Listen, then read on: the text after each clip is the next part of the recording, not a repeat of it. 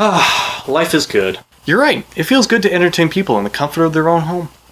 It just feels right to show people movies and TV shows in a simple and easy way. Plus, we don't require internet. Yes, that's what makes us so special. I mean, I know I'm the highest quality yet, but we all serve a purpose.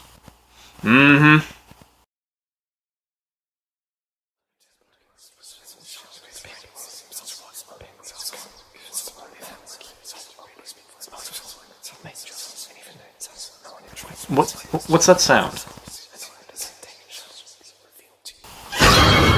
Hey guys, how's it going? Hey, check this out.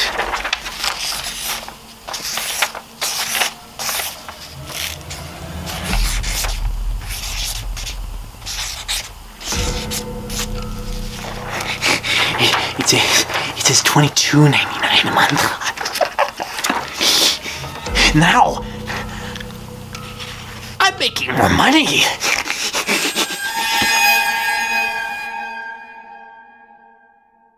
Also, I'm taking a few movies away in a few days because I can.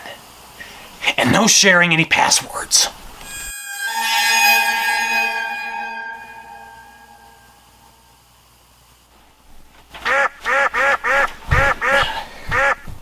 Love you guys.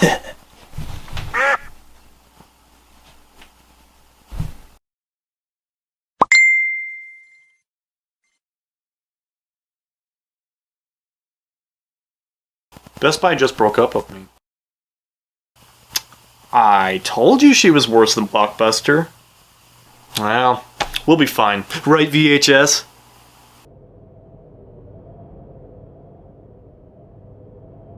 I like movies. I like TV shows. I like watching them in my home because it's convenient. For me.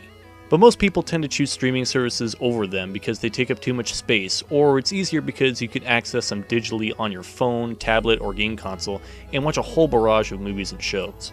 Like when people had cable boxes, or even if they have satellite dishes for their TV, they can watch all sorts of movies and shows. They have a whole assortment of channels to flip through. Streaming services are similar to that, mostly without ads, but at the same time it's overwhelming, repetitive, and also confusing.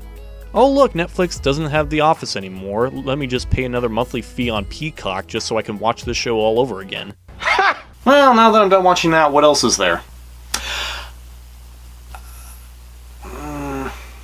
Nothing. Okay, what are some other streaming services I can use? There's Apple TV Plus. Cool, what's on there?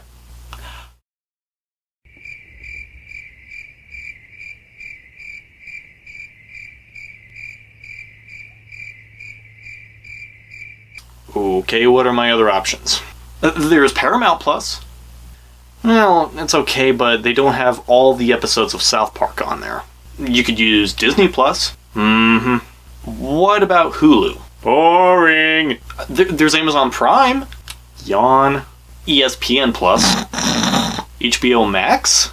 He prefers to be called Max now, just to confuse my crazy uncle. MGM Plus. Who? AMC Plus? What? Discovery Plus. Can we stop using plus at the end of everything? How about YouTube TV? That's the funniest thing I've heard all year. No wonder Cobra Kai moved to Netflix. Fine, how about Tubi? Now we're talking. Basically, streaming services have some ups, but many, many downs. That's why I think physical media has done much better than they have. I own DVDs. I know! I grew up with these because I didn't have internet until I was a full-grown adult. I just think it's cooler to own all sorts of physical media. VHS, DVDs, Blu-rays.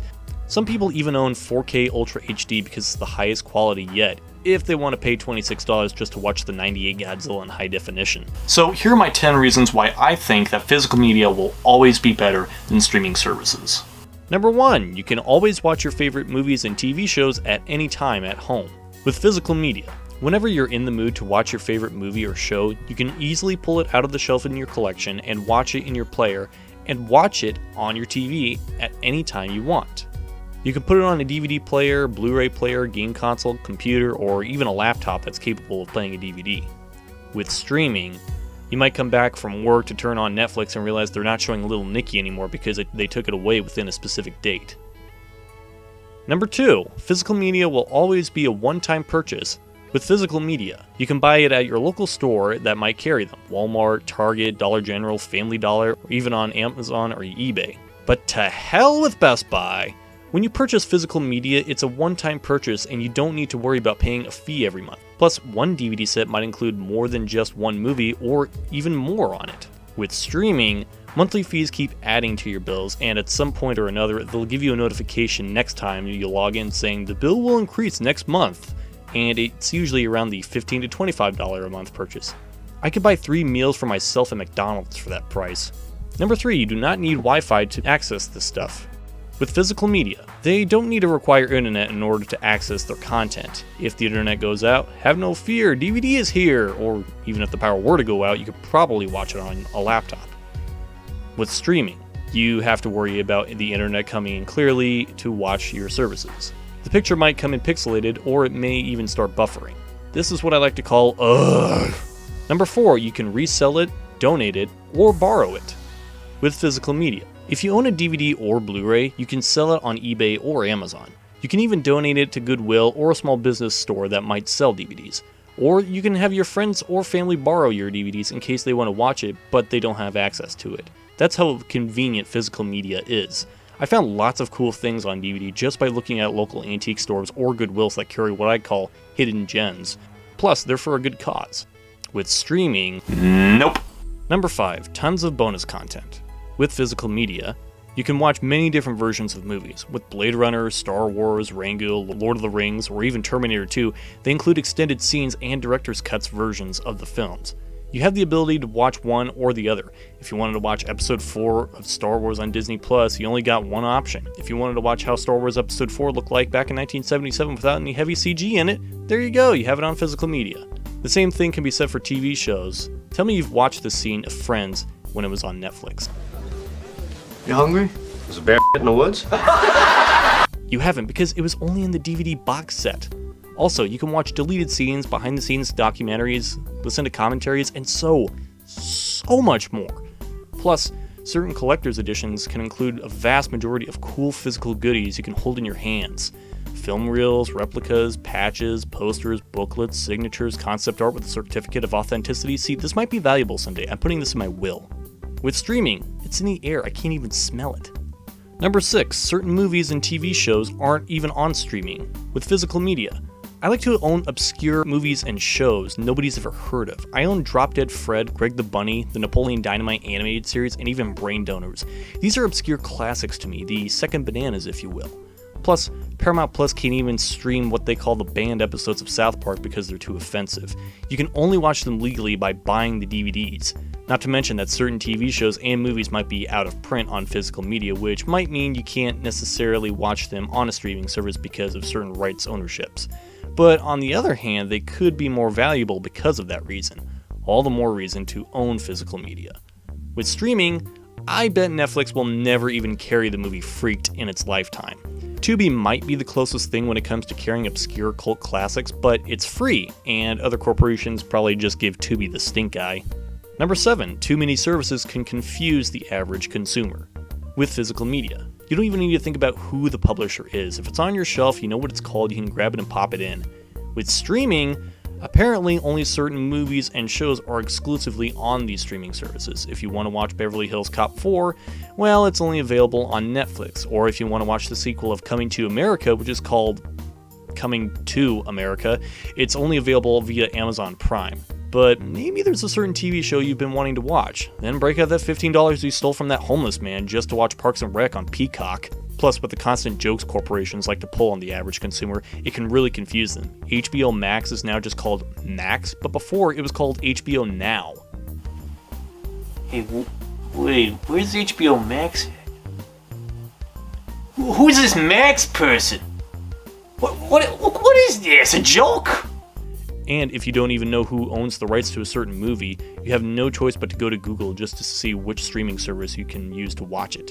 But the funny thing is, with streaming services like Netflix, Disney+, and Hulu, they've actually released their popular titles on physical media, so it really makes you think. Number 8 can be displayed for collector's purposes. With physical media, people like me tend to show off their coolness on how certain physical media looks just to show off to other people. I love gawking over it and such, just to make it seem important, I suppose. Plus, I can hide money from my significant other in a movie case. With streaming, well, you can't even hold it in your hands or use it for Morse code just to blind your crazy uncle. Oh, what the hell? Solar eclipse! Oh, yeah! My back! Number 9. Different formats can appeal to different audiences. With physical media, people I know tend to watch certain movies on VHS because they prefer the way it looks because of nostalgic value, on how the quality of it used to look. Just like how companies brought back vinyl records. There's a relic of the past, a piece of history. You can watch movies and TV shows in the lowest quality or in the highest quality with 4K Ultra.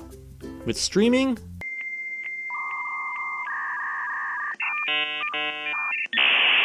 Number 10. The same can also be said for video games and music.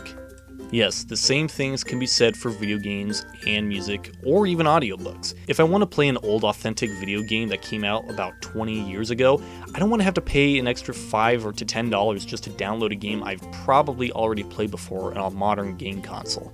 If I own a physical version of the game, I can play it at any time I choose. Plus, I could probably just find a version of the game I can find online and plug in a USB controller. The same story goes for music and audiobooks. It's just more convenient to have something you can hold physically in your hand, knowing you can watch your favorite forms of media at any point in time in your home, when streaming services just suck the life out of you when they control your wallet. Huh. This floor's actually kinda nice. Better than my bed in my house. Huh. The solar eclipse again, jeez! Ah!